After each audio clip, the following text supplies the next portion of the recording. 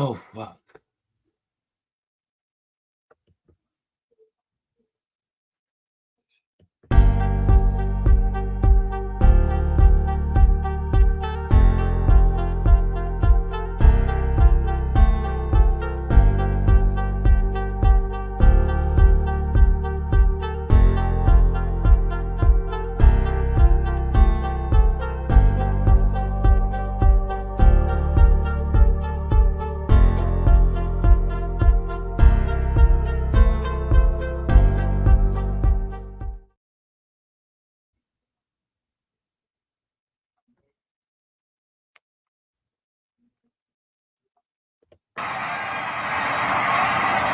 To the ropes, Marciano decides to try some uppercuts. Watch.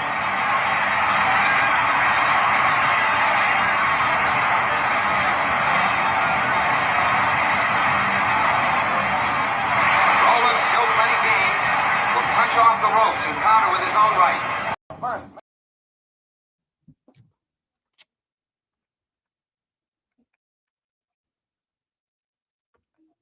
First $1 million gate since the famous Dempsey Tunney long count battle in Chicago 8 years before.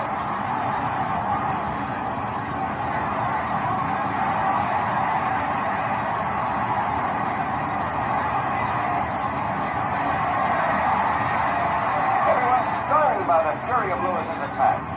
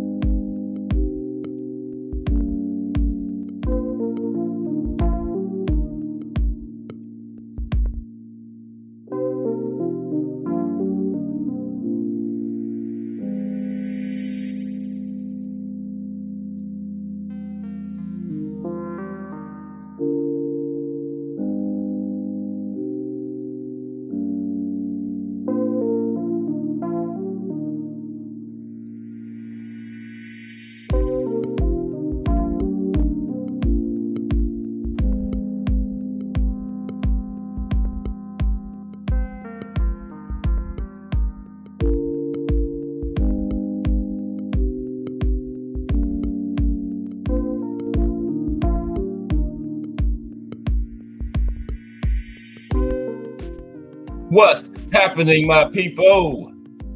Excuse me. It's Cash Sports again, back for another afternoon with the family. Now, as usual, before I get started, let me give a shout out to the JBT community.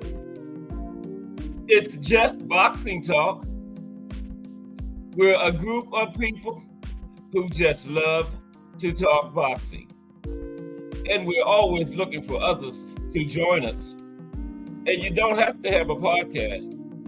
The only requirement is you just have to love to talk boxing. That's all. That's all. Miss Cass, hashtag JBT. Mike Magic. Just do boxing. Salute to everyone. And welcome to another episode of Cass Sports, the Box Historian. Today, boxing in the States, Maine. And you know what time it is. If it's Monday through Friday, 2 p.m., it's the Box Historian bringing you all that boxing history. Because boxing is the greatest sport of them all. And that's why we love it and not get enough of it. That's everyone today on the Thursday afternoon edition of Cass Sports, the Box Historian. Booked up on another weekend. Melanie Queen 27. Salute. How are you today, Queen? Hope your day is going along okay. Now, we pulled up on another weekend, but this is a big, huge, humongous, large weekend here. We got the big light heavyweight showdown. First, we're looking for our first four-belt undisputed at 175. And that's not the only big thing happening this weekend. The JBT raffle. We will find out this. Yep, the JBT raffle is this weekend. You still got a day to get your tickets. One entire day. You got part of Thursday. I wouldn't count on Saturday because I don't know what time the joint is going to be. I told you, I'm small potatoes in this JBT. The big wigs make those kind of decisions. But don't wait on Saturday. Get your ticket today or tomorrow because you might try to get it Saturday and they say somebody already won it. So, yeah. Thursday and Friday is it in the big drawing. Excuse me. But today is Thursday. The Boxing in the States series continues with Maine. Yeah. And I found some pretty good boxing history up there in Maine.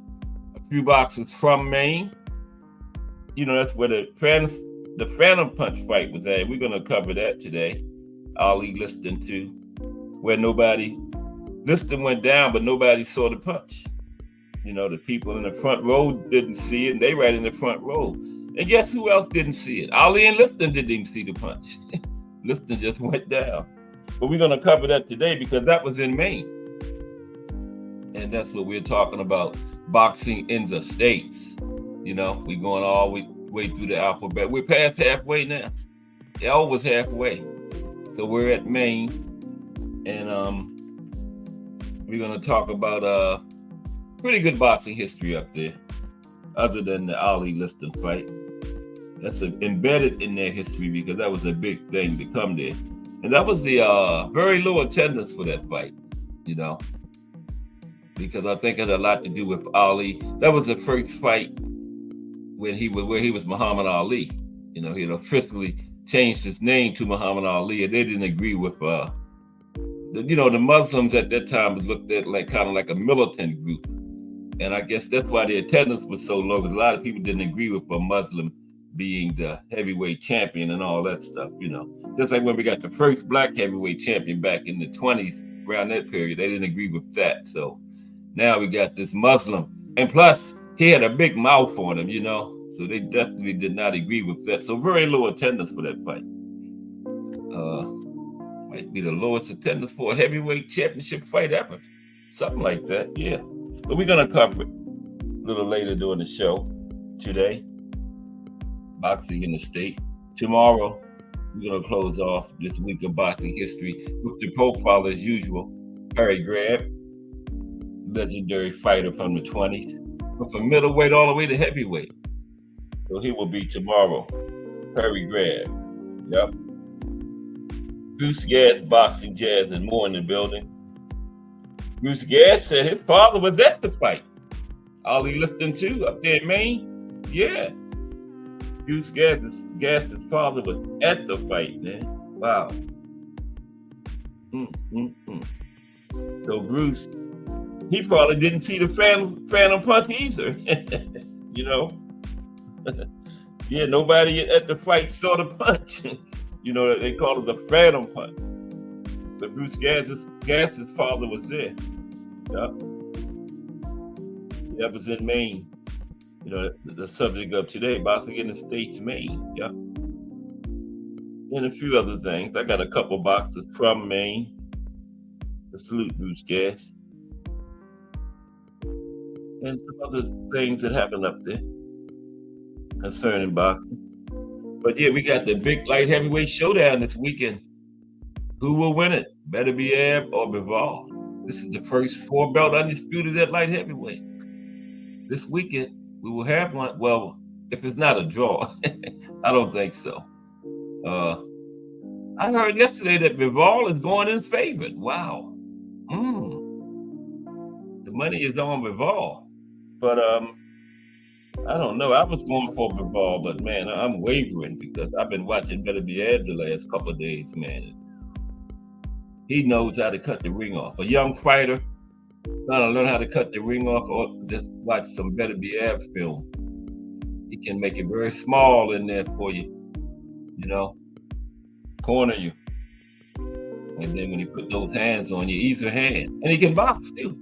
He's got good boxing skills too. A lot of people just look at him as a power guy because he has 100% knockout rate, you know, can't blame him. But yeah, he hadn't had to use all those boxing skills that he has. So yeah.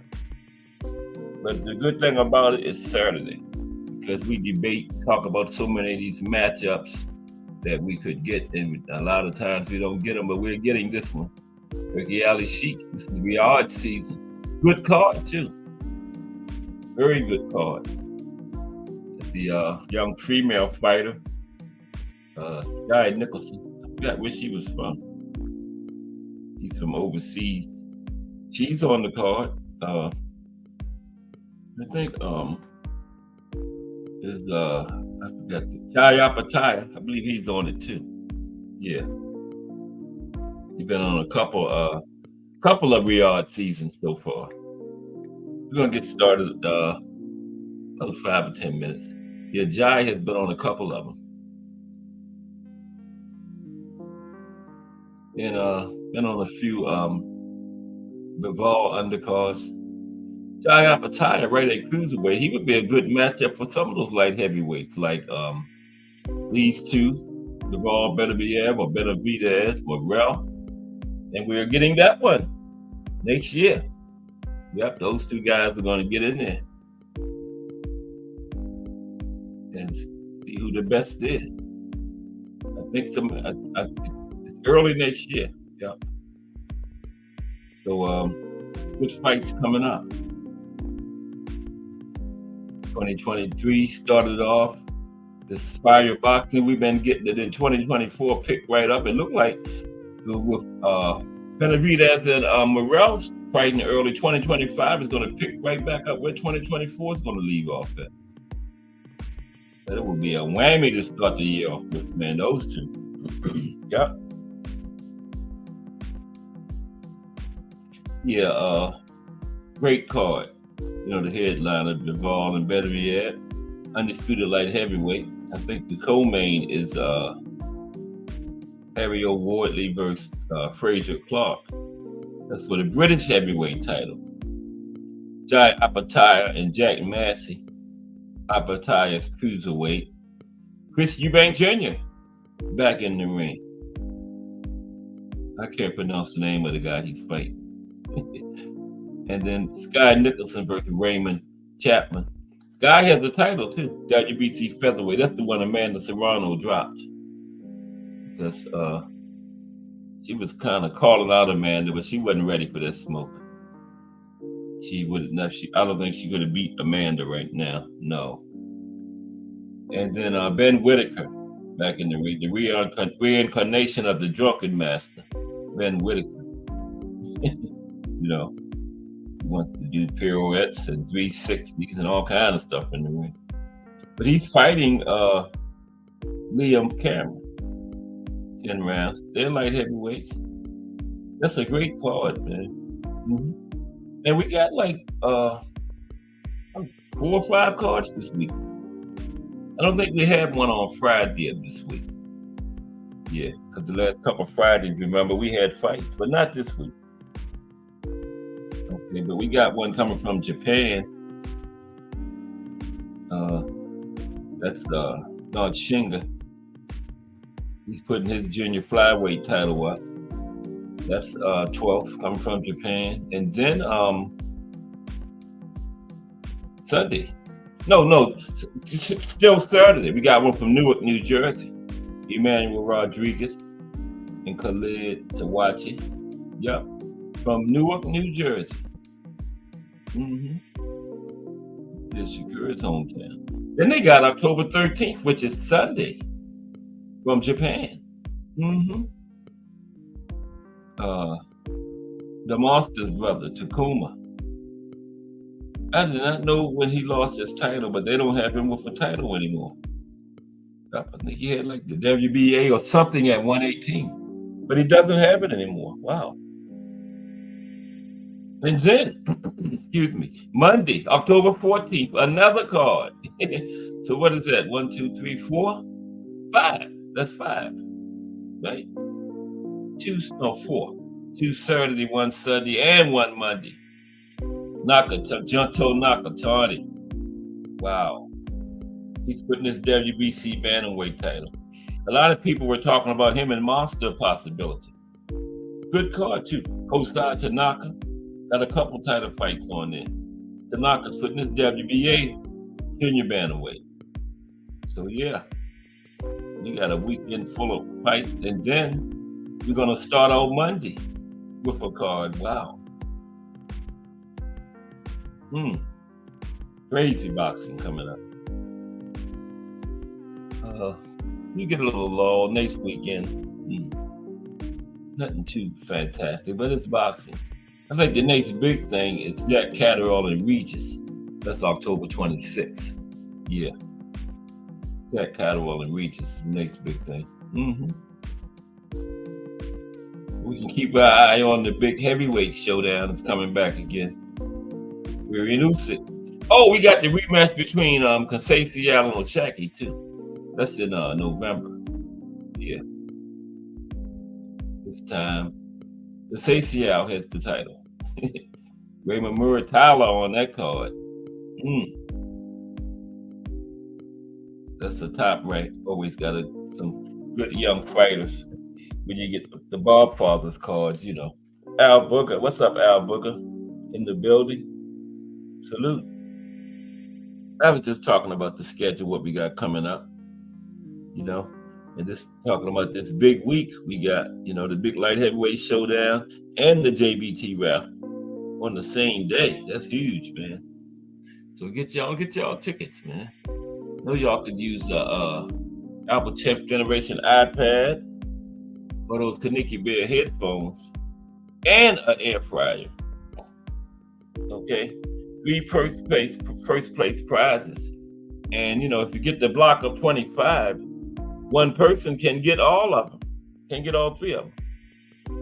So, wow. You can't beat that. That's, look at them real quick and then we get started, okay? With this show.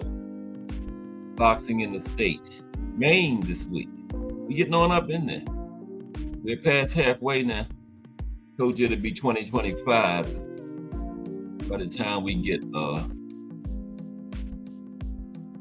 through.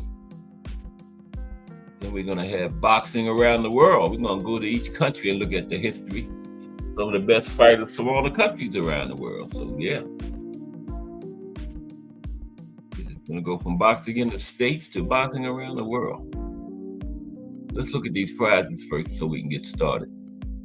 Okay? Let me be quiet, or I'll never get the video started.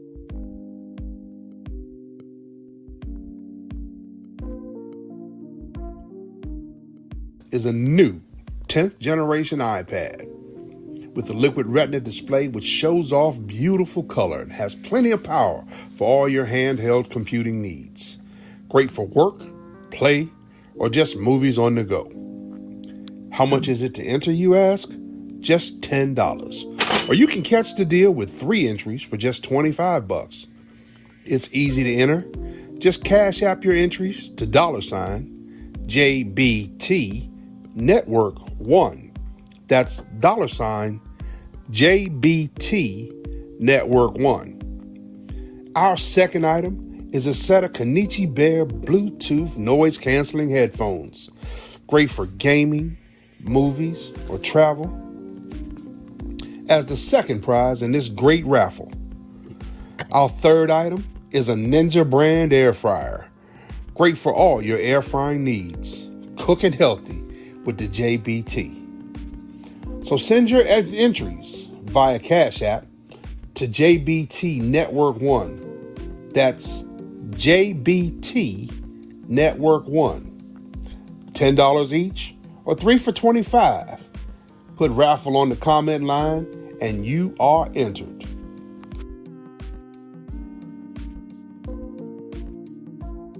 Yep, you're entered. That's all you got to do. And you still got a day and a half. Because I wouldn't count on getting to Saturday. I think it's going to be after the fight they're drawing, but I don't know because I don't know. Those yard seasons are kind of like earlier in the day than the normal fights we have over here, and then like 1 o'clock in the morning. I think Riyadh is kind of like earlier, so we'll see. But so get your ticket today or tomorrow. Get one of those 3 prizes. Might get lucky and get all of them. Who knows? But they are fantastic prizes. And then we are doing a joint show that day with JBT content creators. They did one the other night, didn't even tell me about it. When was it? I think it was Tuesday night. Didn't even tell me. I found out this morning. It was last night. Am I talking about Wednesday night? Yeah. I guess they're gonna let me be on there with them Saturday. I know about that one. Told you I was small potatoes in this JBT, you know. But let's get ready to go with boxing in the States, Maine today. How is everybody? We pulled back up on another weekend already again. But this is not a normal regular weekend here. Big one. The big light heavyweight showdown and the JBT round. Wow. Can't beat that. We got about 60. I think we got just about 60 on the dot entries in the raffle this time. We had 63 for the TV. I thought we were going to beat that, but we still got time. A couple more days. So we don't have 60 different people because some people got more than one entry. But and it's for a good cause. Helping out this Fire JBT network. And tomorrow is Friday, and Friday is a huge day in the JBT. We Crush the Legend at 6:30, and then J Hardcore at 8. Court will be in session tomorrow morning. I don't know what case it is. The court will be in session. Then Let's Talk Fashion at 10 a.m. Cat Sports at 2 p.m. Just Do Boxing at 4 p.m. The Friday Night Hangout at 8 p.m. The Rise Podcast at 9 p.m. And Angry White Men closes the day down at 10 p.m. Every Friday. Just like that. Monday through Thursday ain't bad either. You know, just boxing talk with a little fashion thrown in on the side. JBT. So get anybody haven't got a ticket or 2 in the raffle, get a ticket and help out this great Fire network so we can keep bringing you this Fire content, you know.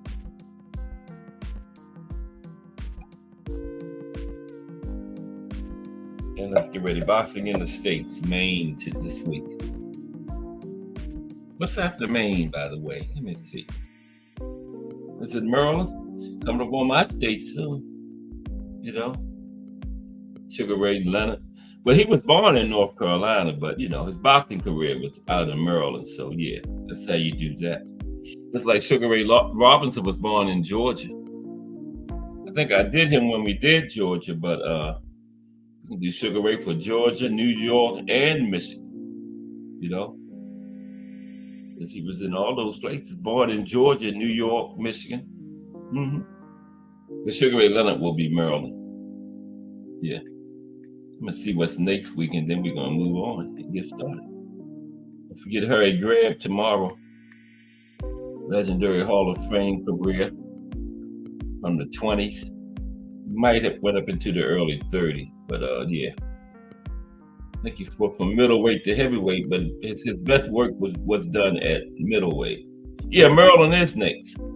Maryland next week. Maryland. Yeah. Gervonta Tank Davis. Talking about boxers from Maryland. Everybody say Maryland, but that's what it was. Maryland. That's how it's supposed to be pronounced. Okay, boxing in the States. Maine. Gets everything situated. That should have been situated. I've been sitting here since 1:30. You never get everything right till the last minute. I don't care how long you prepare, you know? You don't get everything right until the last minute. I'm sorry, that's just how it works. Hope everybody's day is going along well. Appreciate you rocking with me. Hope these next couple of hours can make your day just a little bit better. It makes mine, you know. Look forward to 2 o'clock every day now. And we can do this little boxing talk for a couple hours. Lead you right up to The Voice at 4.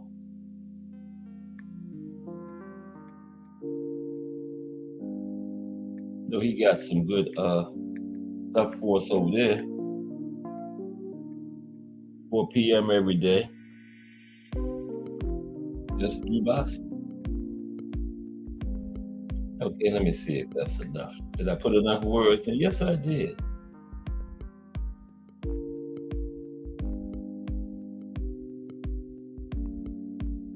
Okay. There we go. Boxing in the States, Maine. Now, Maine has a long history of boxing, including a world championship fight in Lewiston, Maine in 1965, and other notable events. Muhammad Ali versus Sonny Liston. In 1965, Lewiston, Maine hosted the only world championship fight ever, held in Maine. The fight took place in the Central Maine Youth Center, also known as St. Dominic's Arena, and featured the debut of Cassius Clay as Muhammad Ali. And our own Bruce Gass's father was at the fight. Yeah, Bruce Gass, boxing jazzy move. His father was there for this fight. And his father probably didn't see the punch because nobody else in there saw this punch that Ali knocked Liston out. But told you Ali and Liston didn't even see it. Okay. Now, Ali knocked Liston out in the first round, and the fight became known as the fight of the Phantom Punch, right? And the fight's low attendance of 2,434 people was the smallest for a modern heavyweight fight. Wow, it's 2,000 for a heavyweight championship fight, isn't that something? Then Bob Russo, he was a central figure in Maine's boxing history. Russo is the vice president of National Golden Gloves, right? He's a level 3 boxing coach and owner of the Portland Boxing Club. He was inducted into the Maine Sports Hall of Fame in 2013 Bob Russo, big time boxing guy up there in Maine. Okay, salute to the Tavern in the building. Salute the Tavern. Good to see you. Yeah, the Tavern is in Lewiston right now. Yeah, Joey Gamach. Yeah, when we get to the, we always have a portion boxers from Maine. I got Joey. Yep, Joey Gamach, famous boxer from Maine. And the Tavern is in Lewiston, Maine right now as we're speaking. Wow. First time I think I had somebody right there where what I'm talking about. Yeah. Right there where that fight was at, Lewiston, Maine. Okay. Now, boxing in Lewiston before the Ali Liston fight. The boxers from New England have fought in Lewiston since the 1930s, including O'Reilly Culture, I didn't say the name right, who knocked out Ralph Walton in 1946. Jersey Joe Walcott and Sugar Ray Robinson also fought in exhibition matches at the Armory on Central Avenue. I bet you the Tavern knows where it is. The Armory on Central Avenue. Now let's talk about this first thing that I want to talk about is this Ali and Liston matchup. That's a famous part of boxing in Maine's history. The Ali Liston fight.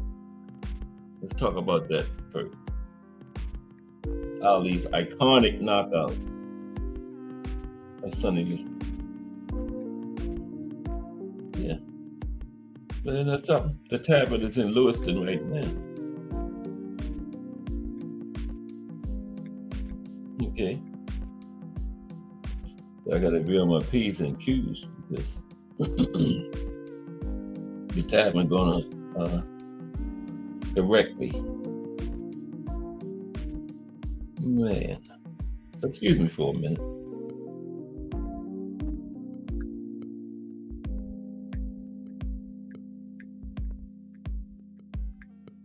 But yeah, we are in a big week though. The big light heavyweight showdown this weekend.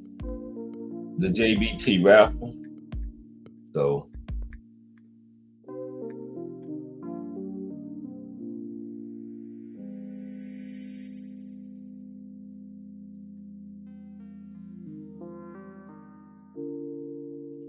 man. Bear with me for a minute.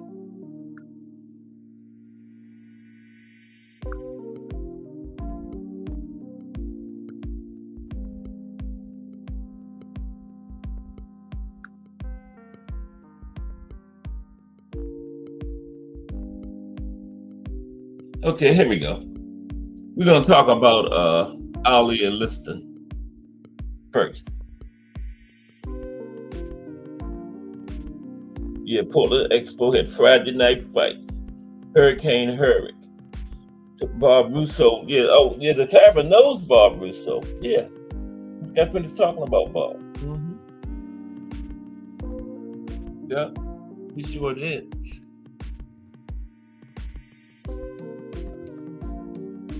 Yeah. Sonny and Ali, there they go.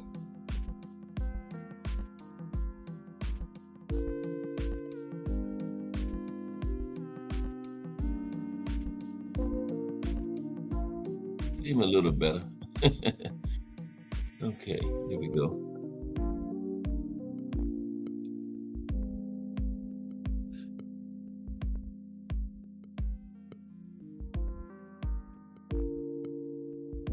Okay, in the heart of Maine, nestled along the Androscoggin River, lies the town of Lewiston. Now, while it might not be a household name for many, Lewiston, Maine has a remarkable claim to fame that transcends its tranquil ambience. This small town etched its name into history when the boxing world descended upon its unassuming streets in May 1965 for what would become one of the most controversial and memorable matches of the sport of boxing.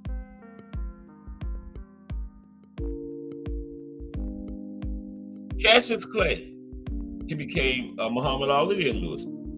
Now that fateful day marked the rematch between the brash 23-year-old boxing champion known as Cassius Clay, who was making his debut as Muhammad Ali. He was going up against the former heavyweight champion, Sonny the Bear Liston. Now the stakes couldn't have been higher. It was a battle for the heavyweight championship of the world. And Ali's eyes were on, and all eyes were on Lewiston, right? The boxing ring, a no-frills arena, was set up in the middle of a hockey rink within a modest residential neighborhood.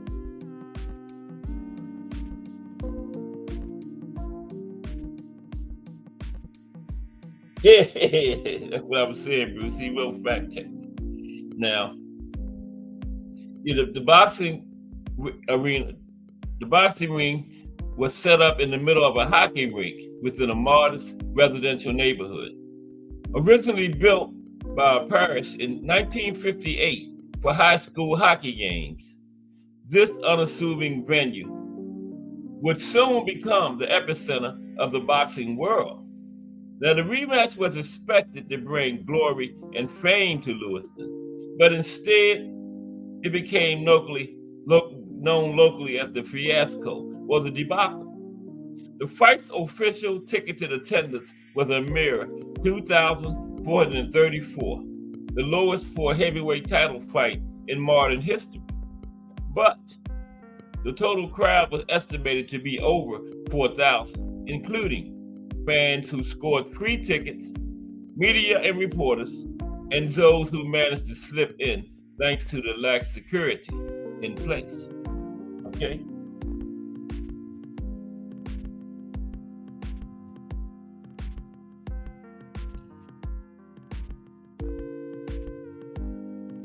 Now, according to records, the fight began around 10:40 p.m. Near the 1 minute 40-second mark, Sonny Liston threw a slow left jab, and that's when Muhammad Ali, who appeared to be in retreat, countered Liston's jab with a short, chopping right hook. In the blink of an eye, Liston was on the canvas, and Ali stood over his fallen opponent, taunting him with the famous words, "Get up and fight, sucker." A legend was born. This fight was more than just a spectacular knockout. It became marred in confusion and controversy as the referee, Jersey Joe Walcott, the knockdown scorekeeper, Francis McDonald, and Ned Fleischer, the editor of Ring Magazine, struggled to determine the exact time of Liston's fall and the conclusion of the match, right? Walcott initially announced 1 minute as the official time, but a review of the tape revealed Liston falling at 1:44, rising at 1:56, and the fight being officially stopped at 2:12. Wow. Lewiston, Maine had witnessed a historic event that would forever be etched into the boxing history books. Yeah, that was really crazy how the way that fight ended. But Ali got the official decision was a knockout by Ali in the first round. I think, what was it, 2:12, I believe? Yeah, but that was the official decision. Okay. Yeah, Muhammad Ali retained his heavyweight championship because he was the champion coming into that fight. Yep. Okay, now let's look at a little history from up there. Okay. As everyone, this Thursday afternoon was up on this is not a normal weekend. This is a big one here. We're going to get another 4-bout undisputed, right? And we're going to find out who wins that big JBT raffle this weekend. Told you those 3 fantastic prizes right at the beginning, remember? and they are going this weekend. One person could win all three of them because you got the block of $10 each, 3 for $25, like Big Dre said. And the good thing about it is this weekend.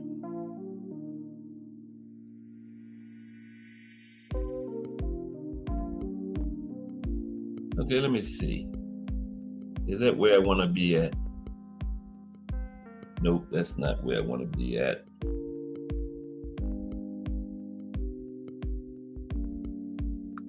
Let me see here.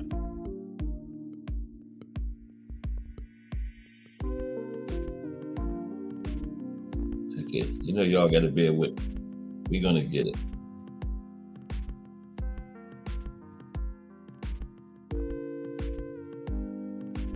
You know how you set up everything ahead of time, but once you get started, nothing is never the same. Let's see. I think this is it. Yeah.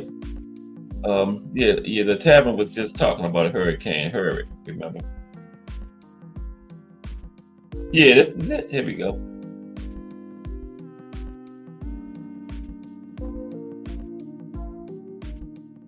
Okay.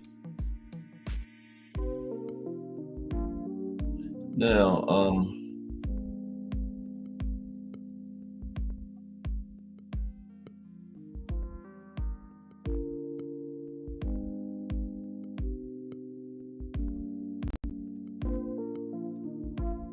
I'm still here. I'm just trying to figure out where to start at. Let's start here. Now, Mike Grimm in the building. Salute, Mike. Boxing in the States today, Maine. Good to see you today, Mike.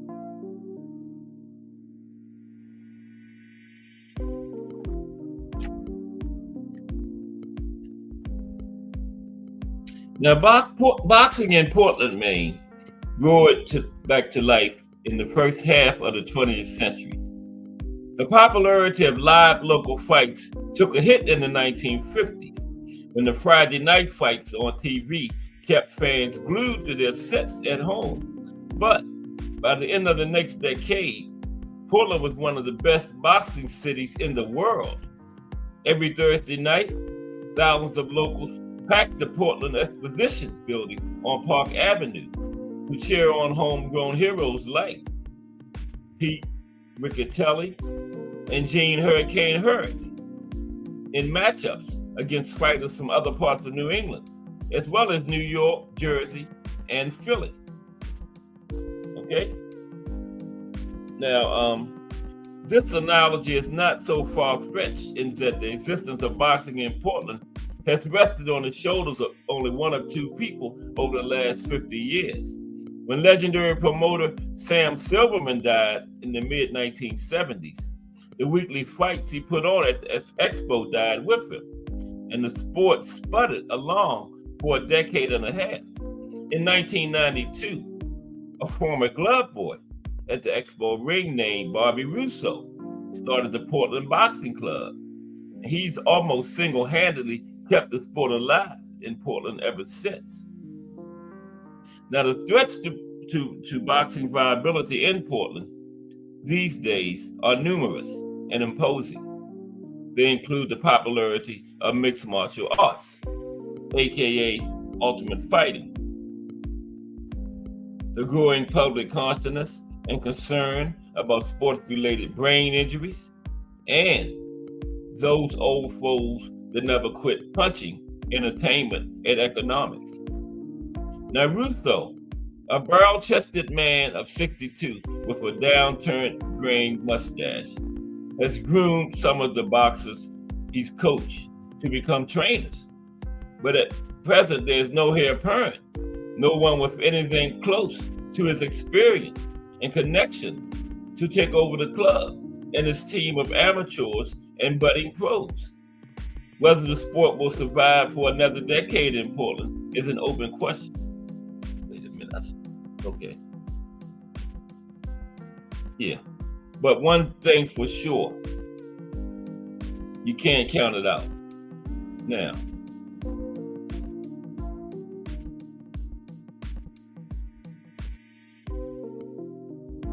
in the early 1880s, Irish brothers Mike and Jimmy Berry took the local boxing scene by storm. Now, this is where I was supposed to start at. Jarrell Hattie in the building. What's up, Jarrell Hattie? Salute.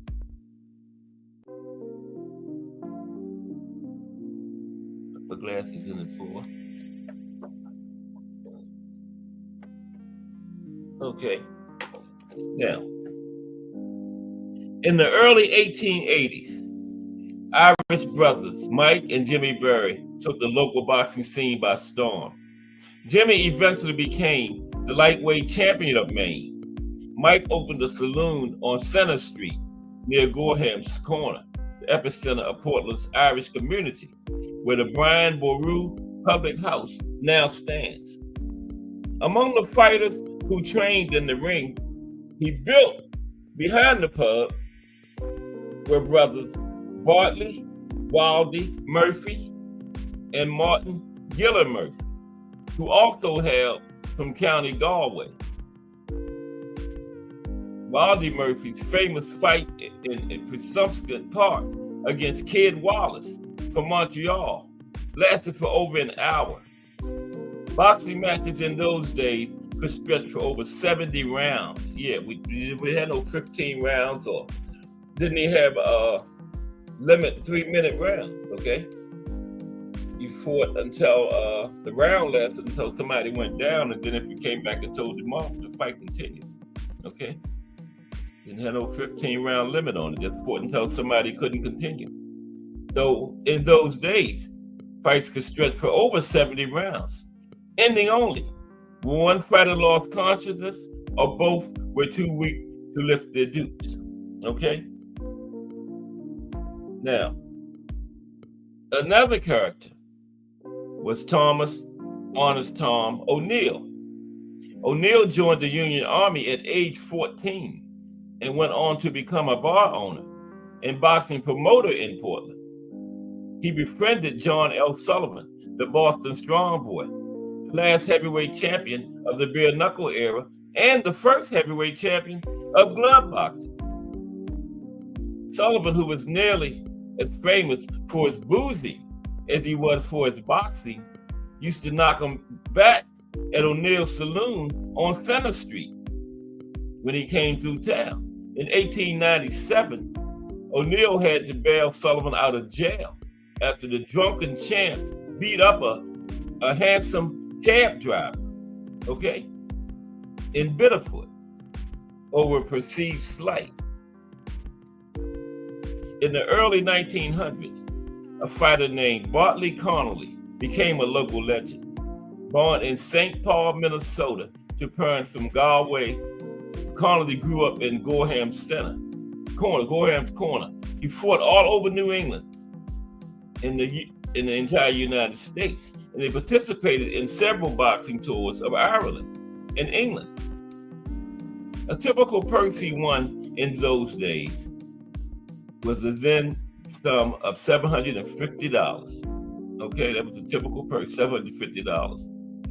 Now, he fought 37 fights as a welterweight between 1903 and 1913.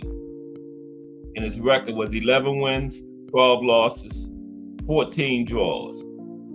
His first fight was against Bartley Feeney at the Pastime Athletic Club on Federal Street in Portland, Maine, April 6, 1903. This fight was promoted by notable local boxing manager Jack Cayley. It was there in September 1908 that Connolly fought and beat Barbados Joe Walcott, a former world welterweight champion, in 6 rounds. Right?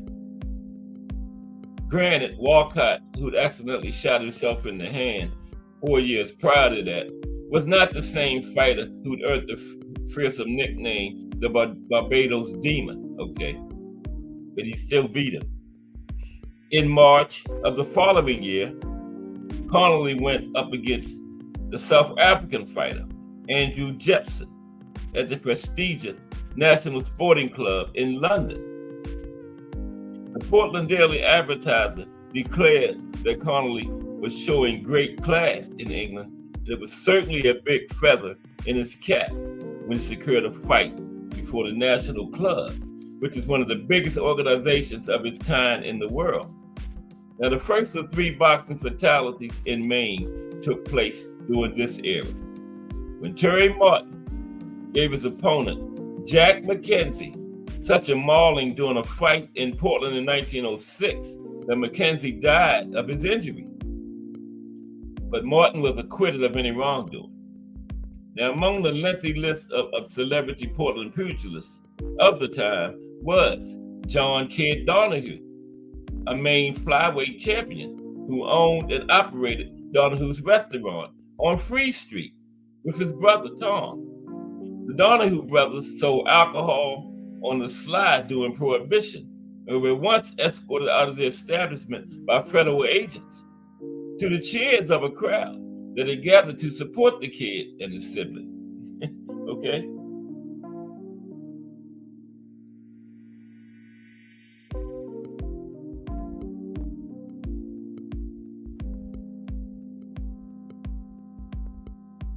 Okay.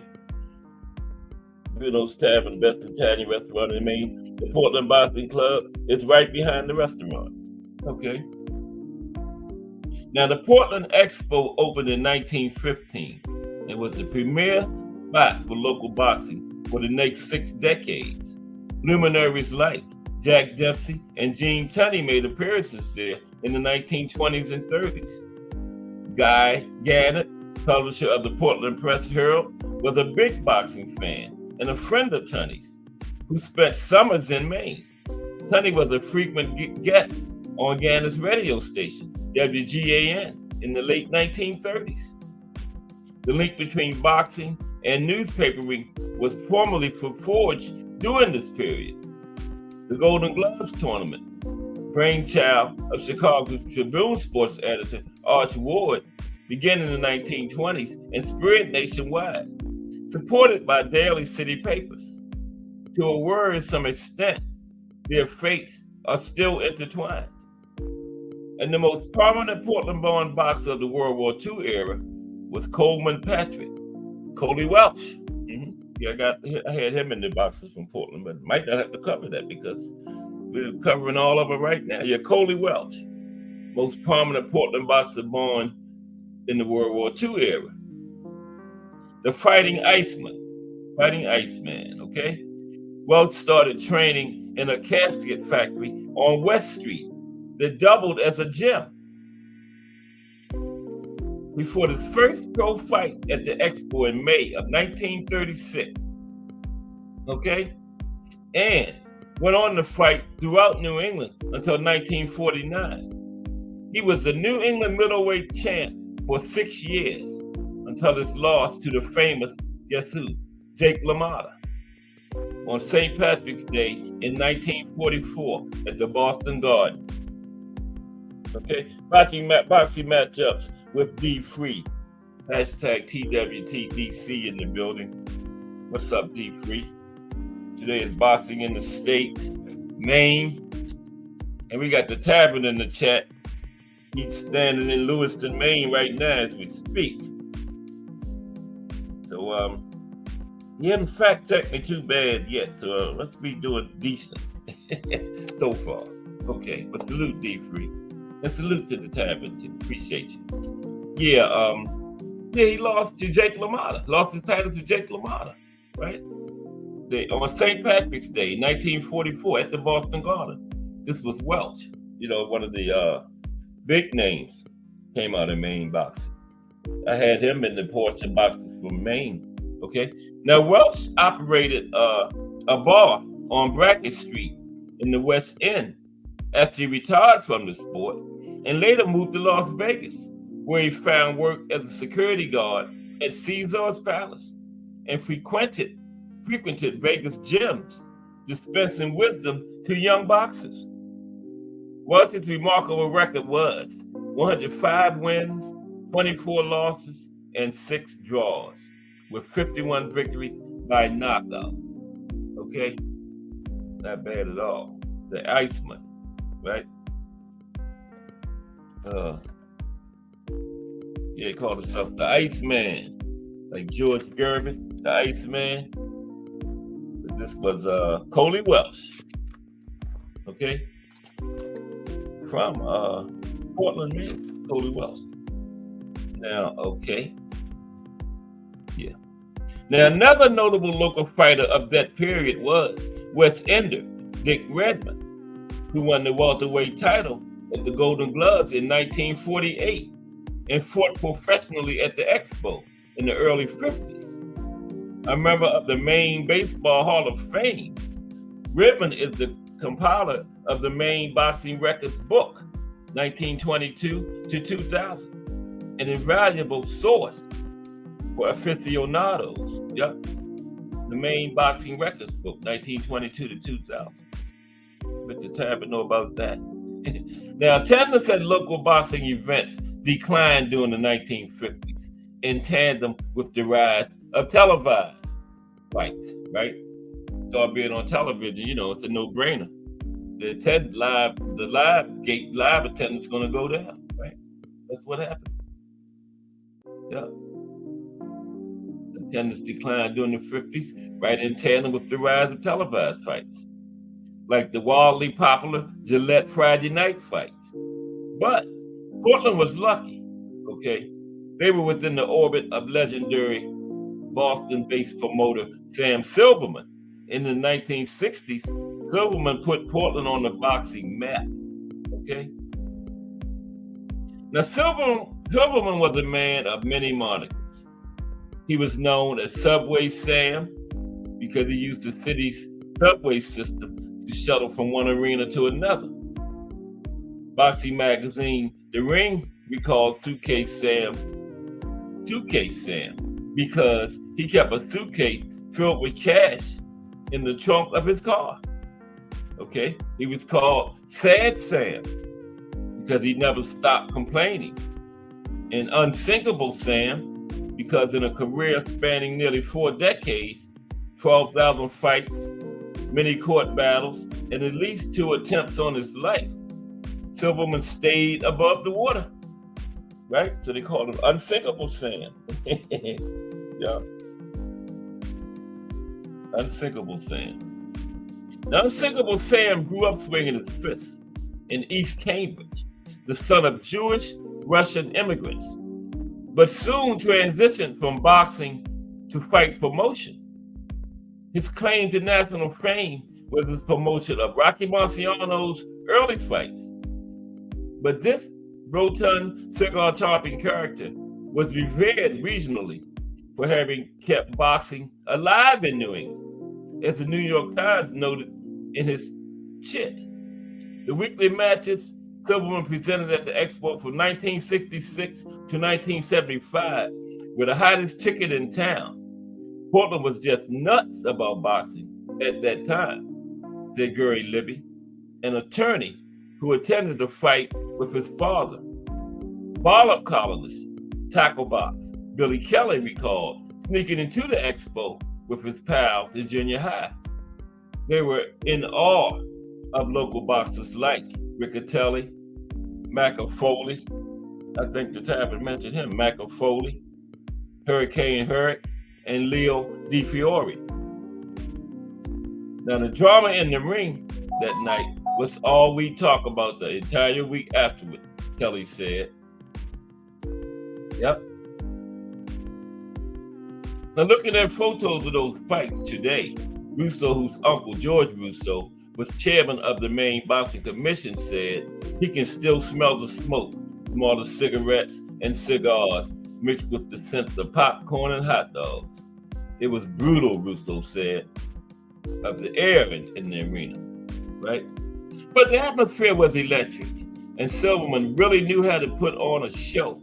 For example, the programs, which sold for a quarter, had blank scorecards on the back that fans could use to keep their own round by round point tallies. Now that's good. They had scorecards on the back of the program. Wow.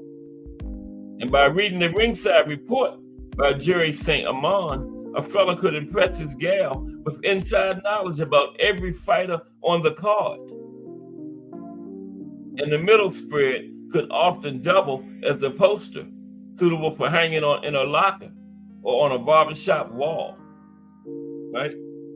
Jim Silverman.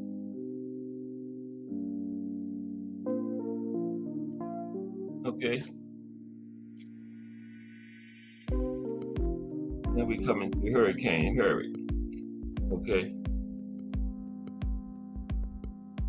Now, Hurricane Harry was fighting at the Expo every 2 weeks in 1967 and 1968.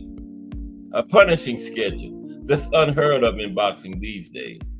The Portland schoolboys of this century who passed Harry on the sidewalk downtown while he washed the store windows have no idea how close to greatness they are. But anyone who saw him fight in his prime will never forget Hurricane Harry. Okay? Riccatelli also maintained a Herculean fight schedule in those days. He fought 87 fights between 1965 and 1978, 13 years, finishing with a record of 56 wins, 30 losses, and 1 draw. Wow, not bad. 23 of those wins by knockout. Okay, let's take a break.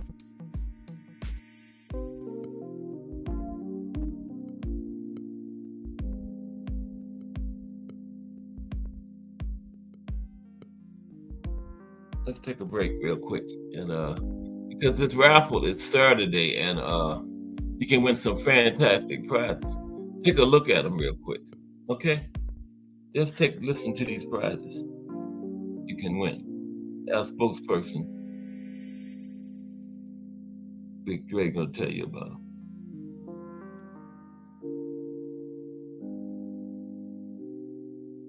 Oh my God! Turn it on. I'm hitting everything. It's time for another raffle brought to you by the JBT. Our first item is a new 10th generation iPad with a liquid retina display which shows off beautiful color and has plenty of power for all your handheld computing needs. Great for work, play, or just movies on the go. How much is it to enter, you ask? Just $10. Or you can catch the deal with 3 entries for just $25. It's easy to enter. Just cash app your entries to $JBT Network 1. That's $JBT Network 1. Our second item is a set of Kenichi Bear Bluetooth noise canceling headphones. Great for gaming, movies, or travel. As the second prize in this great raffle. Our third item is a Ninja brand air fryer. Great for all your air frying needs. Cooking healthy with the JBT. So send your entries via Cash App to JBT Network 1. That's JBT Network 1. $10 each or 3 for $25. Put raffle on the comment line and you are entered.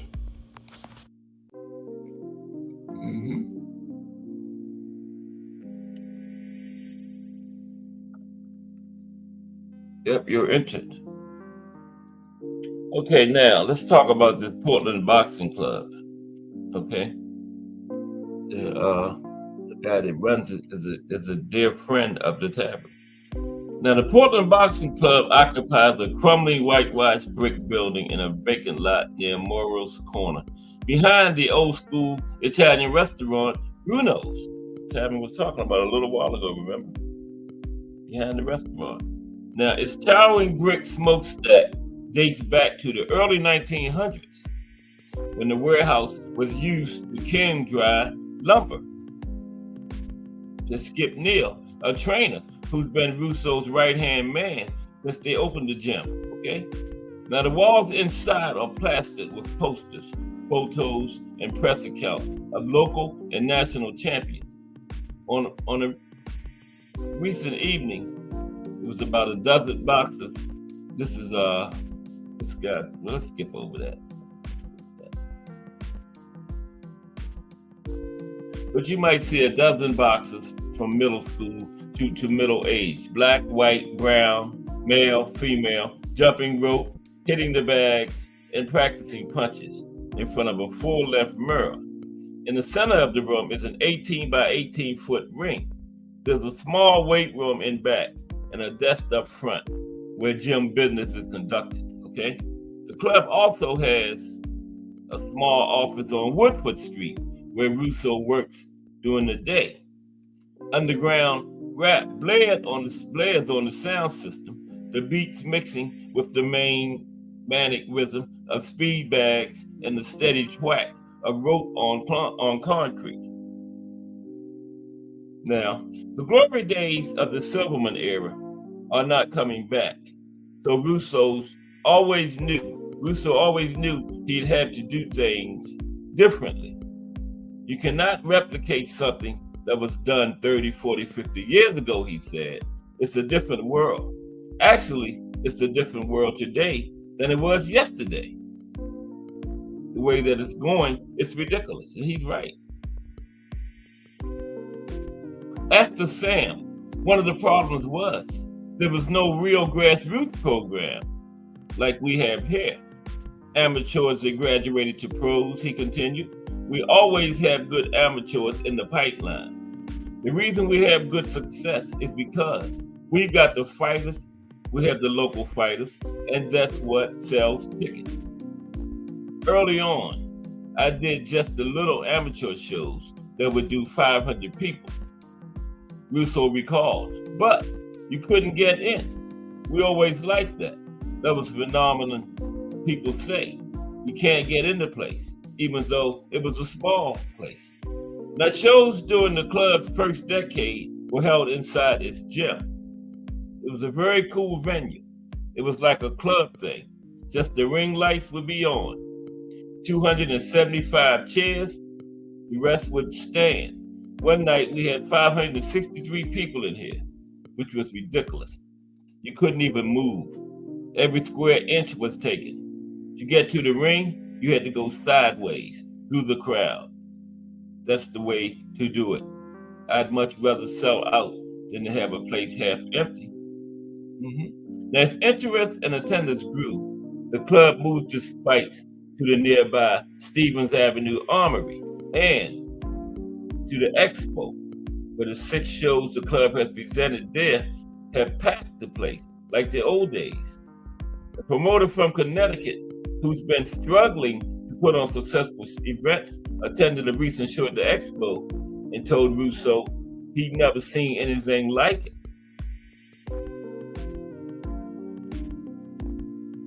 Okay? Moving on. Now, let me see what's going on in the chat. Okay, the tavern said he was there.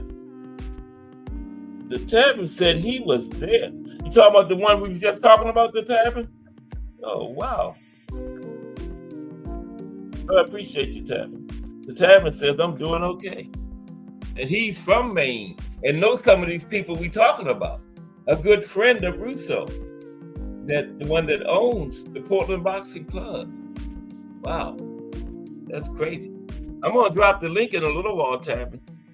I would appreciate it. You can come up in about 3:30. 15 minutes.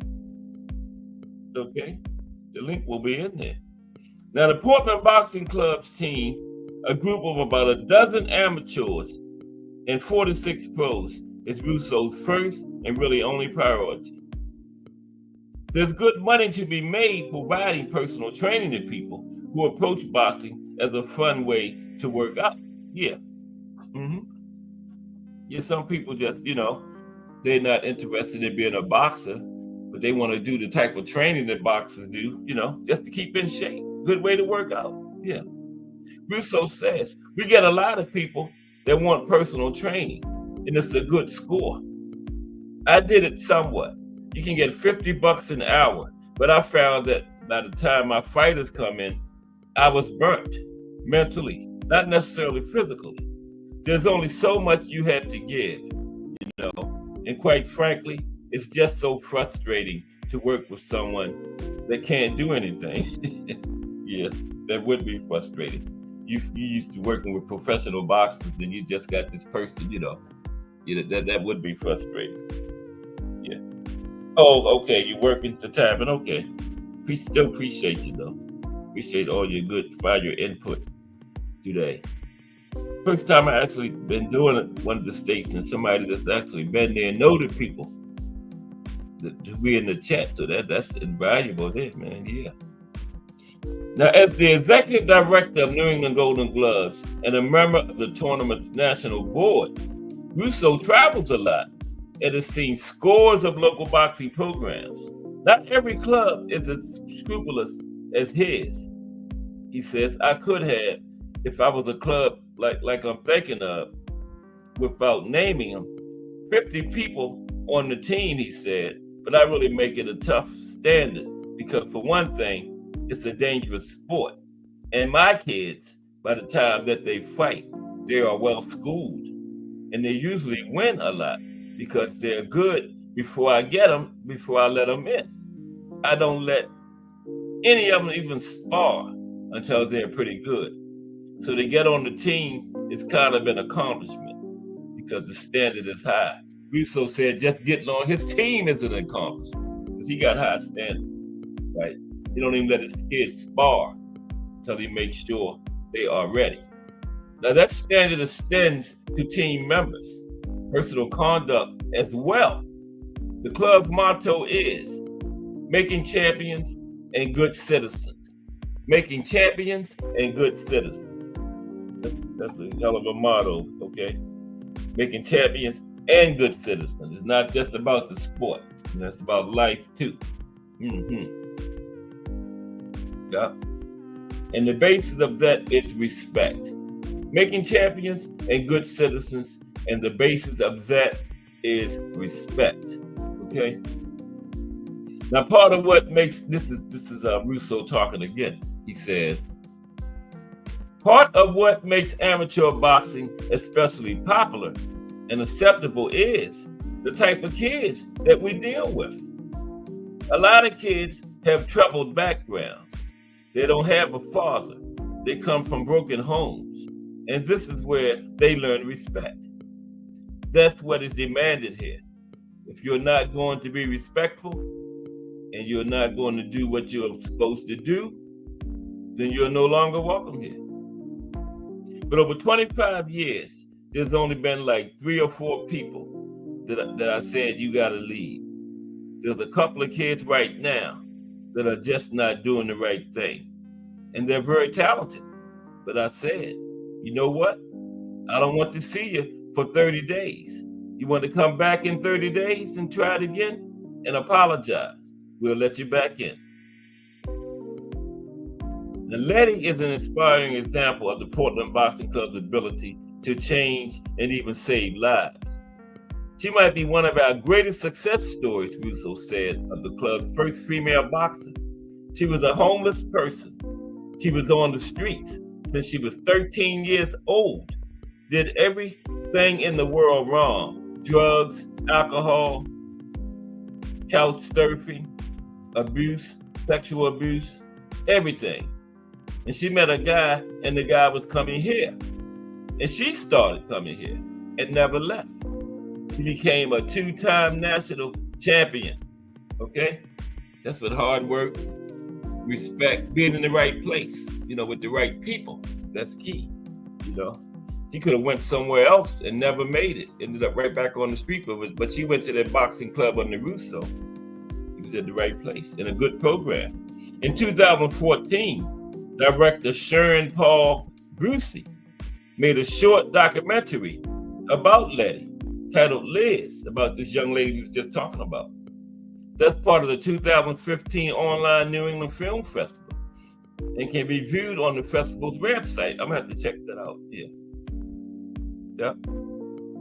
Letty said that when she boxed, the boxers she'd met took me out to that warehouse to the middle of nowhere. This is when she first came there. I was graciously accepted by Bob Russo and Skip Niels.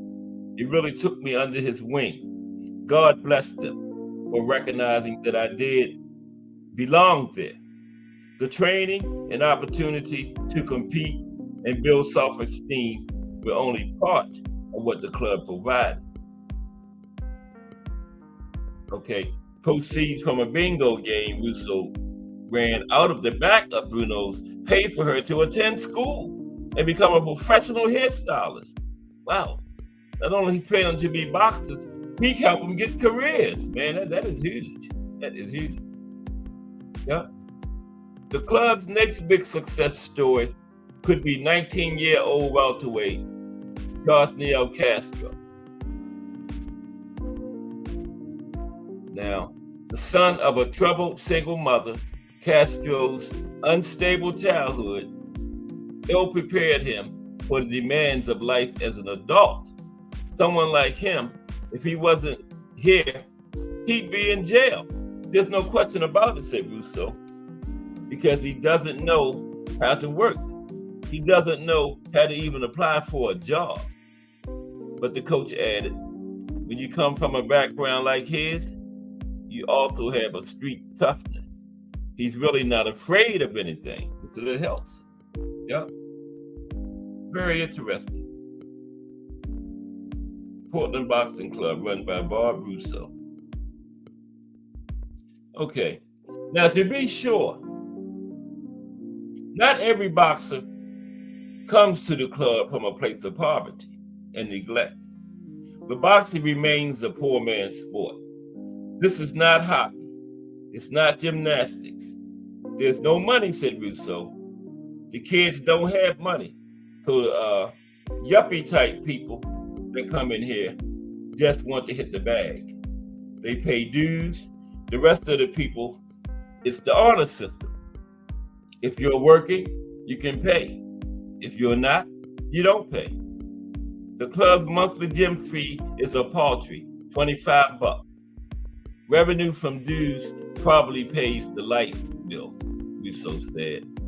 The club, which operates as a nonprofit, is dependent upon its annual expo show for the bulk of its financial support. You know, had the bingo game in the back too, remember? Now, much of that revenue comes from a sponsorship provided by local businesses that place ads in the event program. Last year's event sold over 130 sponsors. Businesses also provide in-kind donations, like the car dealership that donates a new van every 3 years, and sporting goods companies that provide equipment. Russo personally hustles up pretty much every penny, and therein lies the risk that could sink the sport in Portland. The thing is, if I get hit by a bus, the revenue stream is over, Russo said. My hope is that these guys that I've trained will become trainers. I need the help anyway, because when we have a fight, I'm trying to work with 6 or 8 people. Now, 2 nights a week, the coach does mitt work in the ring with members of the team, most of whom are 4 decades his junior. During these training sessions, basically, you're doing everything that they're doing. So I'll do 35, 40 rounds, Russo said. That's a lot, and it gets harder and harder. The other potential threats to the club's future are cultural attitude and waning interest in the sport among young people. Yeah, that's a risk everywhere, yeah.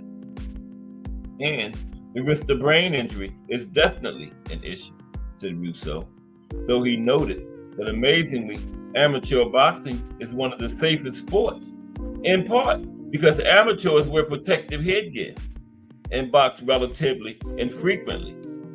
But try telling that to a worried parent watching their son or daughter get knocked around the ring. Yeah. Now, the surge of popularity mixed martial arts has experienced has cost boxing an untold number of fans and competitors. Boxing kind of went off TV at the same time MMA went on TV, Russo observed. They captured a generation of young fans, and we lost a generation of fans. Okay? be winding this down. We got I got like 3 or 4 boxes from Maine, and then I'm gonna drop the link, and we're going to finish off the show. But yeah, boxing in Maine. Bob Russo is a big name up there, and he's found a way to join forces with Maine's MMA community to the benefit of both sports. Russo's teamed up with promoter New England Fights to present a show on June 17th. This is kind of old, but he teamed up with the local MMA community. Man, that was to the benefit of both sports. Yeah.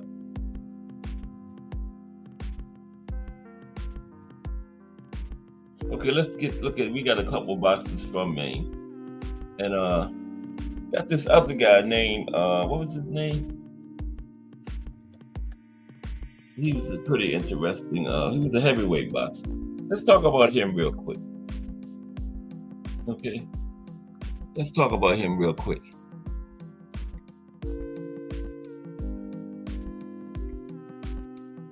Because we haven't covered him yet. He's a Mesquite Isles. Am I pronouncing that right?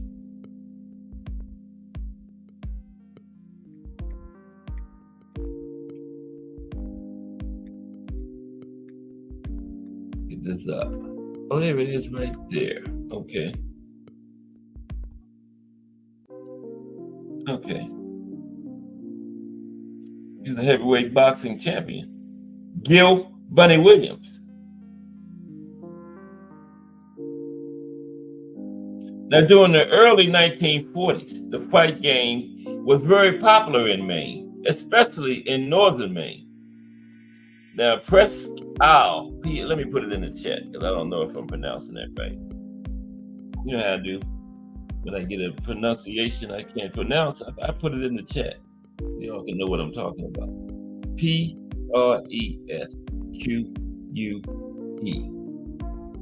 Okay. Isle. Okay. Now, it had its own local fighters who gained prominence not only locally but around the state in New England. Gil Bunny Williams, a 1936 graduate of Presque Isle High School, was one of the most talked about fighters in the state in 1941. Okay? He had rocketed into the boxing limelight with impressive heavyweight victories over Danny Needham, Vic Martin, Leo Daigle, Ike Thomas, and many other prominent Maine fighters. Williams, a large man weighing in at slightly over 200 pounds, was managed by Lloyd Poole and promoted by Forrest Fleming, a Bangor. Still in here, Tab? I know you heard of Ike Bunny Williams. Yeah. Williams made his pro heavyweight debut by defeating Al Sargent of Ellsworth in 2 rounds. Williams won his second straight pro fight with a 3-round knockout of Al Robertson, a Bangor. Roberts was knocked down 3 times by Williams. On the last knockdown, he tried to get up, but fell out of the ring.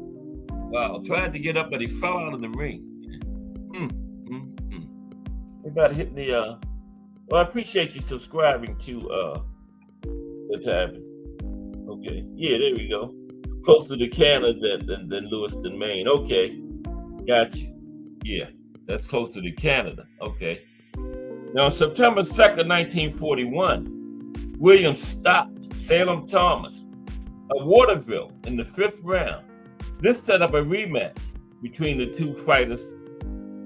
It was held at Gins Pavilion, September 10th, 1941. This was the feature fight of a 4-fight card at the Pavilion.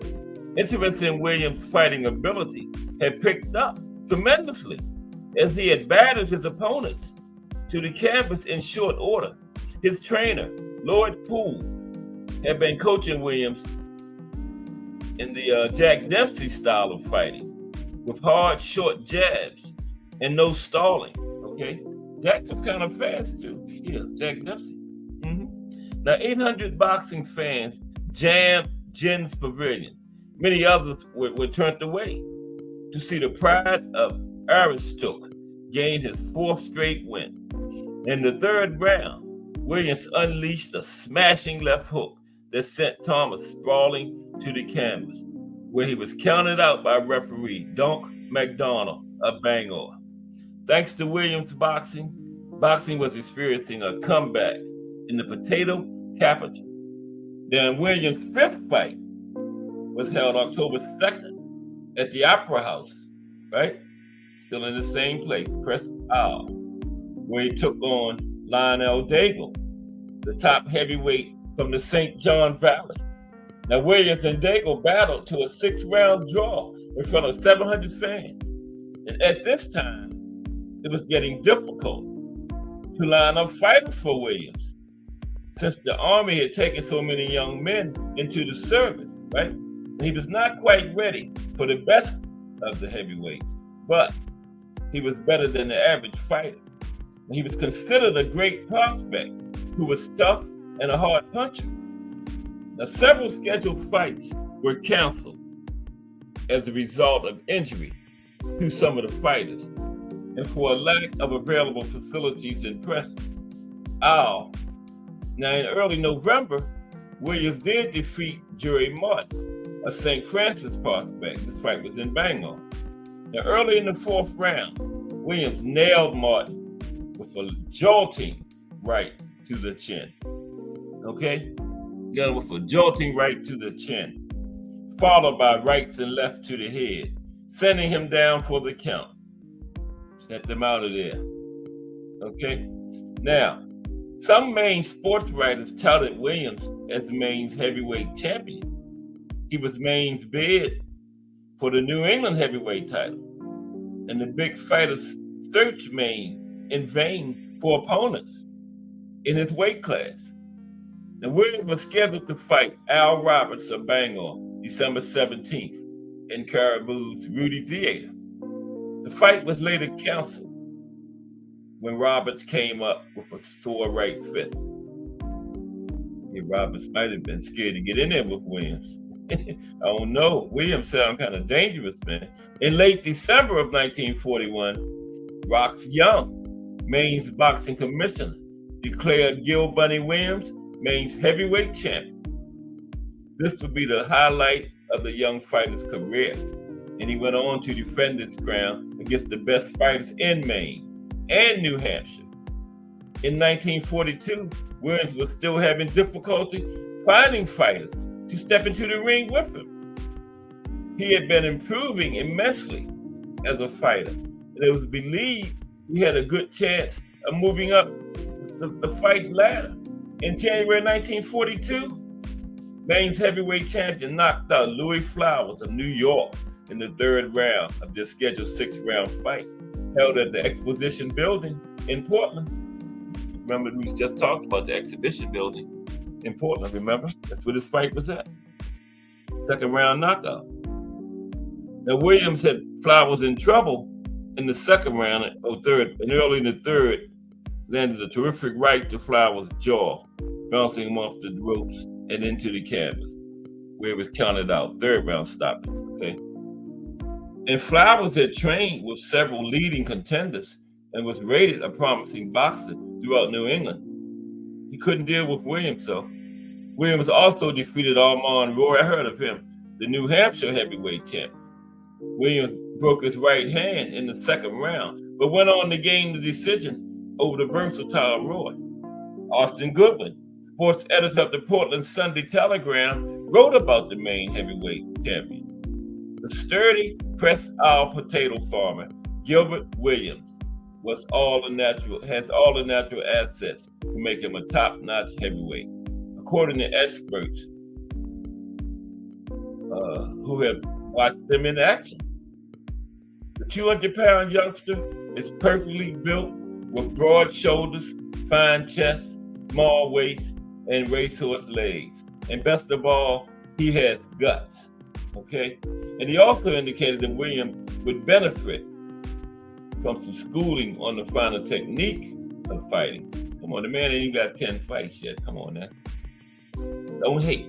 On August 4th, 1942, Williams would face his toughest foe of his career in Danny Needham, a Bass at the Northern Maine Fairgrounds.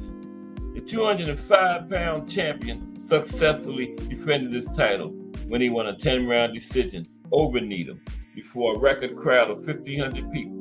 The fight held outside in the autumn weather and under threatening skies was sponsored by the Presque Isle Fire Department, promoted by Lloyd Poole, assisted by Johnny Clayson, Linwood Chase, and Ansel Adams were judges, right?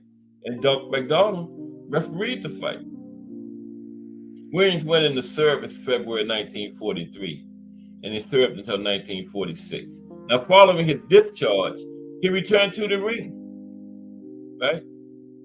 And he worked at R.W. Wright Furniture Company. He fought 3 more fights. One of his verdicts was over Patsy Devine from Boston. And Patsy was a former New England heavyweight champion, right? And it appeared the girl was ready to climb the boxing ladder. Now, the fight was held at the air base and saw Williams get knocked down twice in the second round, only to bounce back in the fourth to knock Devine down 4 times. Referee Rufus Bernard stopped the fight, giving Williams the win. Okay? This is kind of long, but he went on. And he let's see, when did he retire? His longest and toughest fight of his career was against Lloyd. No, that was his trainer. December 2000. He retired in December 2001, okay?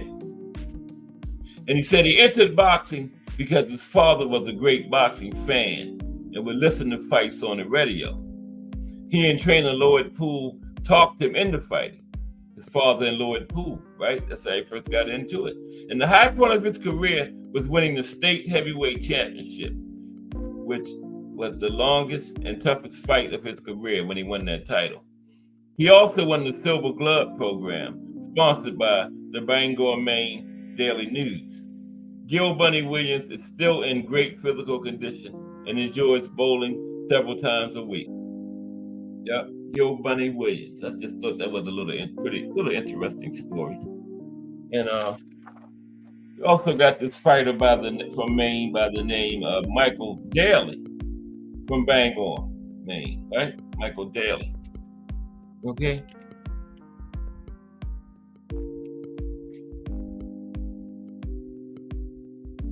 Yeah, that's Michael Daly. He was way back there. Now, Michael Daly, he held the lightweight title for New England in the late 19th century and was a claimant for the lightweight title of America in 1893. In 1903, however, Daly was convicted, along with world middleweight champion George LeBlanc, of robbing a drunken man in a Bangor hotel and sentenced to 2 years imprisonment. According to the New York Times, Daly was from a highly respectable family. Oh. Now, Joey Gamache. Joey, yeah, he was one of the bigger names come out of New England. The Tavern was talking about Joey earlier, remember? Joey Gamache. From Bath, B-A-T-H, Bath, Maine. Joey is. Now, he is a boxing trainer and former professional boxer.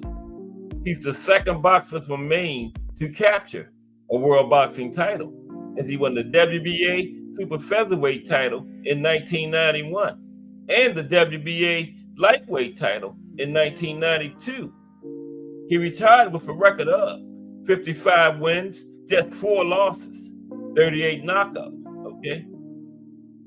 With his losses being to Tony Lopez, Ozebek Nazaro, Julio Cesar Chavez, and Arturo Gatti. Okay. Those are some big names from down in those weight classes around that time he fought. Okay. Yeah. Trains Otto. Okay, these are people that Joey Gamache trains. Okay. He trains Otto Wallen. And he helped with Teofimo when he went up against Loma. Okay. Yeah. Gavin says Gatti almost killed Gamacho. Wow. But yeah, that's big. He trained Teo when he was preparing for his fight with Loma. All right. Which Teo, that's the best I ever seen Teo look in that fight against Loma. Yeah, he won that one. Got one more. Coley Welch. Coley Welch. I think I haven't mentioned him earlier. Coley Welch. Coley is from, Coley is from Portland. Yeah, we did talk about Coley doing the thing. Yeah, Coley. I think I covered all this doing the show about Coley. Yeah. Born in Portland, Maine. He came from an Irish American community and he was nicknamed the Fighting Iceman. Yeah, we talked about Coley.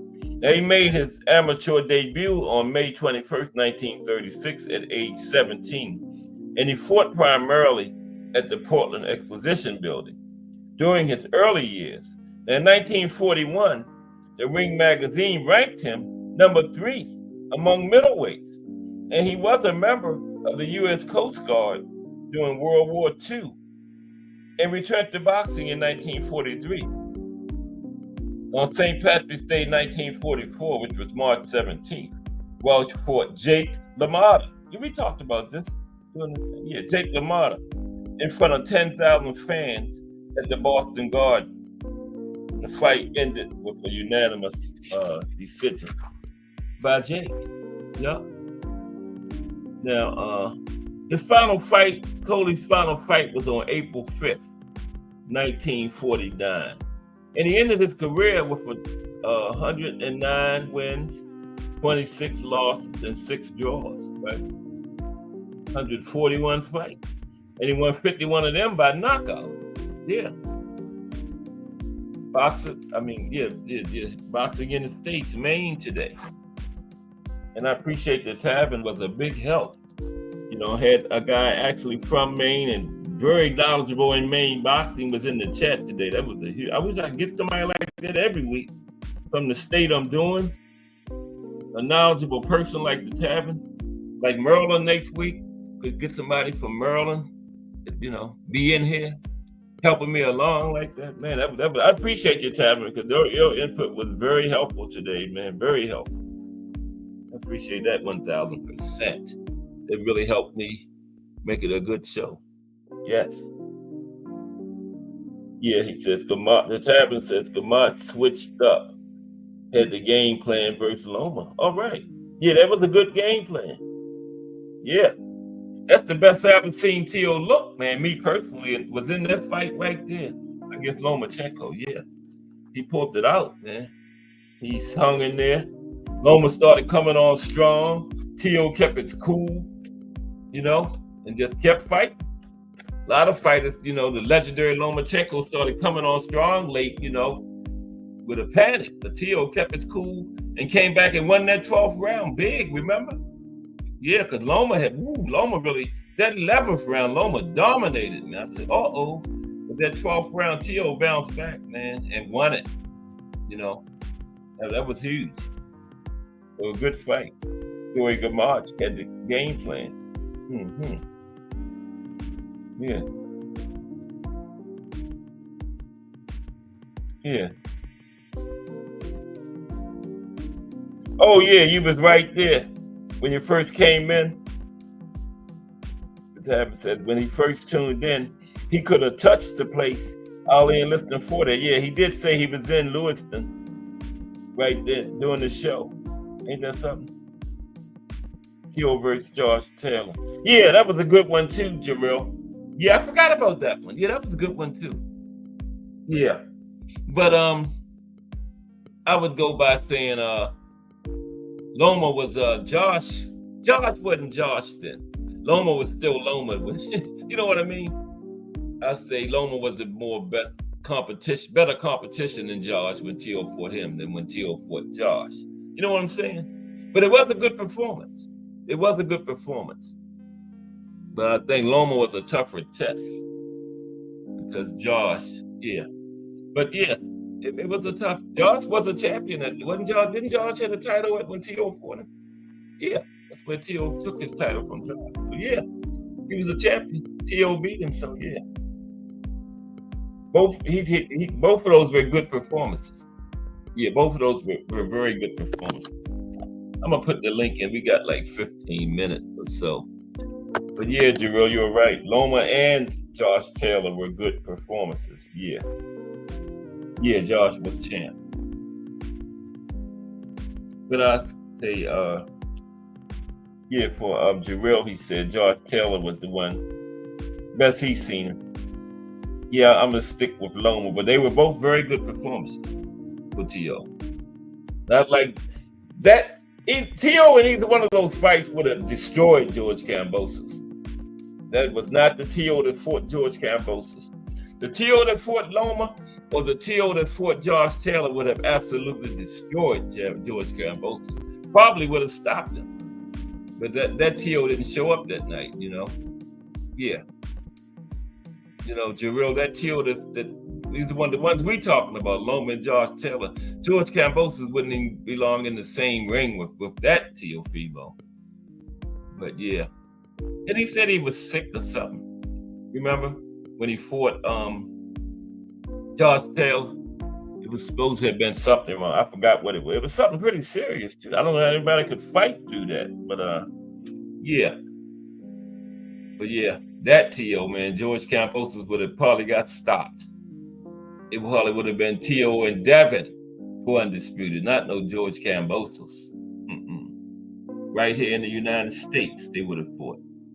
Yeah. And Devin probably wouldn't have been undisputed.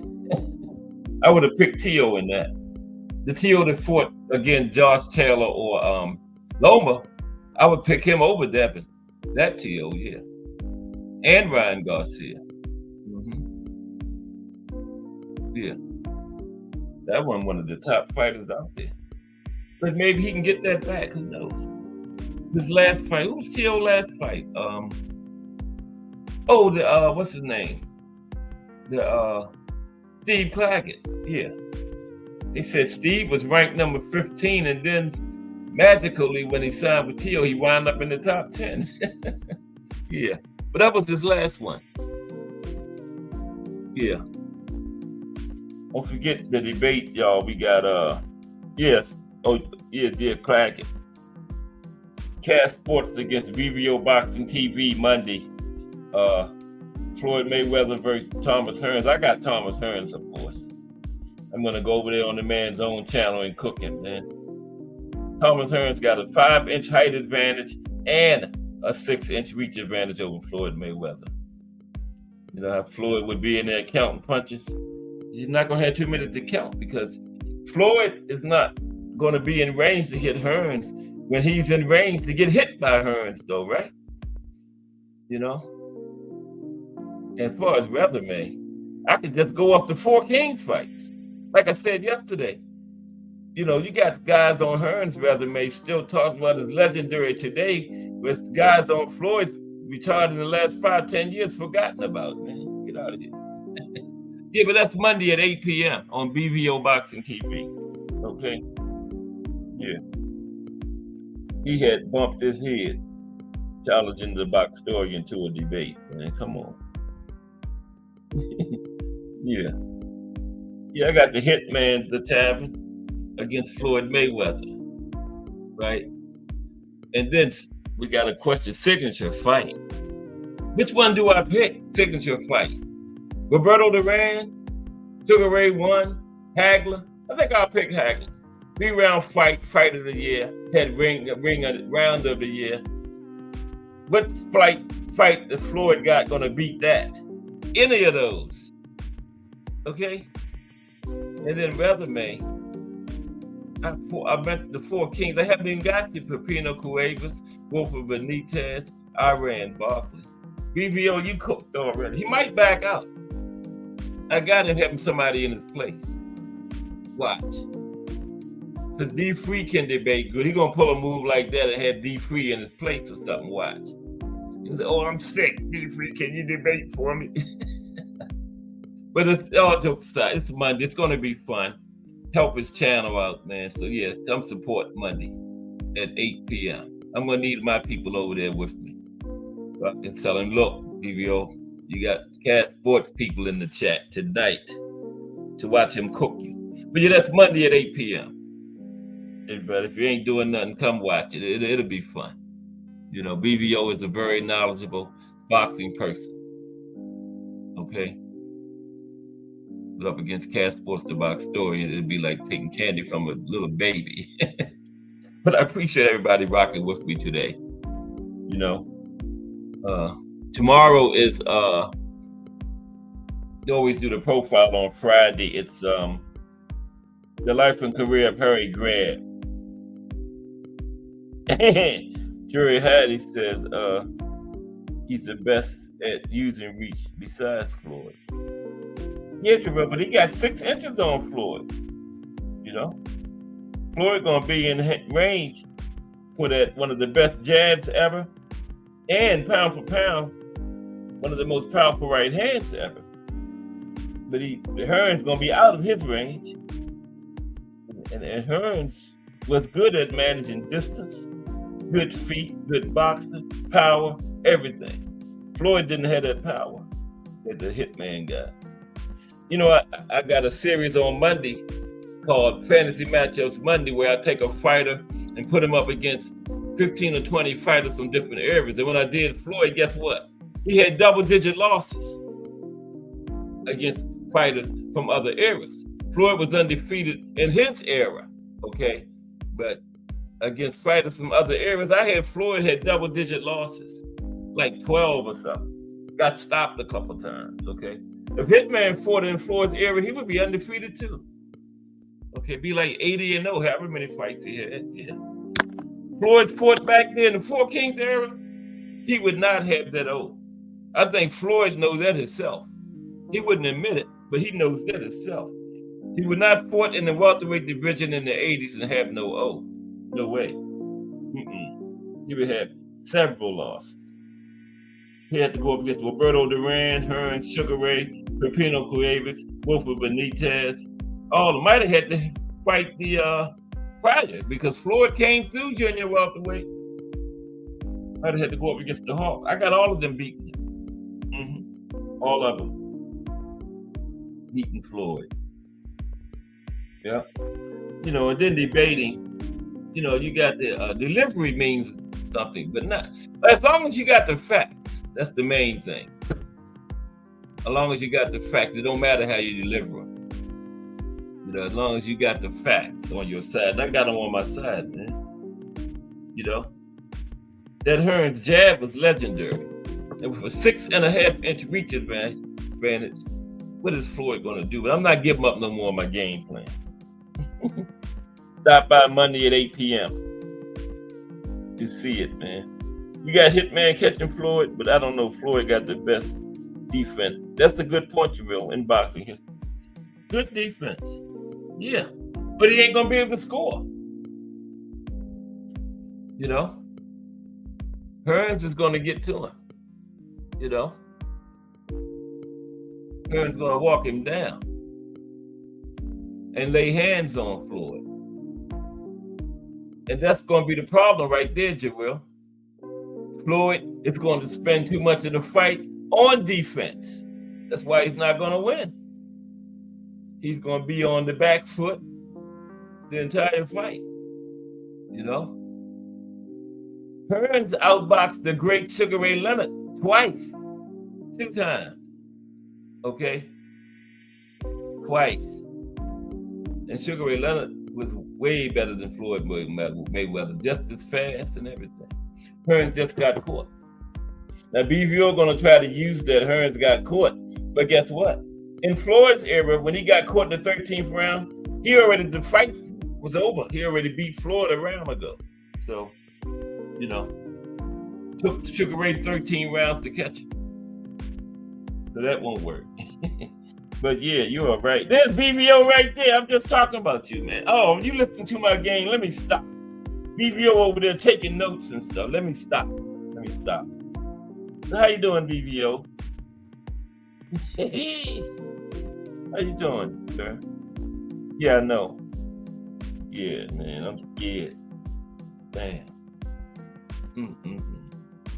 And I might not even live to Monday. I might die of fright. Damn. Yeah, BBO, you ain't say nothing because you was out there taking notes, man. But one thing I'm gonna ask BBO. How's Floyd gonna get past that 6.5-inch reach advantage? Man, it's too small for the hitman. And 5-inch height advantage, I might add. So go study on that now. I shouldn't have told you that. So go study and try to come up with something.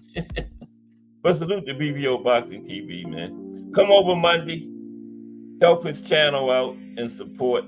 It's going to be fun. And just supporting the channel. That's what it's all about, man. Supporting each other. You know what I'm saying? Yeah. It's going to be good. Salute, BVO. But I appreciate everybody rocking with me today. And appreciate the tavern 1,000% because we was doing Maine. I actually had a person in here that was right there, almost outside the arena where Ali and Liston fought at in the Phantom Punch fight. Yeah, from Maine. Right there in Lewiston, Maine, where the fight was at during the show, man. And it was a big assist to me. I appreciate that. The tavern. Appreciate everybody that was in here today. We're getting ready to go over to Just Do Boxing is up next with that balanced, unbiased boxing talk. Everybody gets their Just Do at Just Do. And then at 8 p.m., it will be BVO Boxing TV tonight. Okay? Go over there for some more fire boxing talk, some fire interviews over there with BVO. You have D Free and what's the other? I forgot the other. Crutch might be in there. Prize Fighter by CT Hill. All knowledgeable boxing guys. That's tonight at 8 p.m. And then the Rise Podcast at 9 p.m. Okay? We'll close it down. So it's still early. We got 3 big shows still coming up. Just Do BBO and the Rise Podcast. Okay? But I appreciate everybody who came by today. BVO Boxing TV, D Free, Jarrell Hattie, Mike Rim, The Tavern. Really appreciate The Tavern. Al Booger, Bruce Gas, Boxing Jazz, and more. Melanin Queen 27, Just Do Boxing, Mike Mazick, and Miss Cass. Okay? And tomorrow is the profile. Harry Grant, legendary fighter from back in the 20s. He fought from middleweight to heavyweight, but he did his best work at middleweight. That's what he's known for. In the International Boxing Hall of Fame. Okay? But I'll be back tomorrow because if it's Monday through Friday at 2 p.m., it's the Boxtorian bringing you all of that boxing history. Just Do Boxing straight ahead. This is Cass Sports. Appreciate y'all.